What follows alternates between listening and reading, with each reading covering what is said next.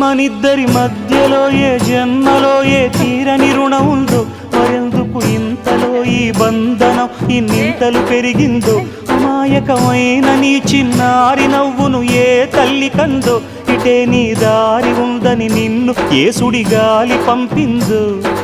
పాపం పుణ్యం దేవుడికెరుక, పేదకు దొరికిన బంగారు కణిక, పాలు వెన్నాలేవని అనక ప్రేమను తాగి పెరగవెసిలక.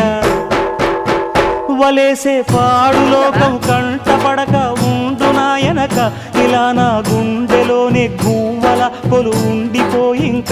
ఇటేకొస్తే ఎమున్నైనా నిలేస్తానే, మరింక ఏ కీడు నీ వంక రాలేదు.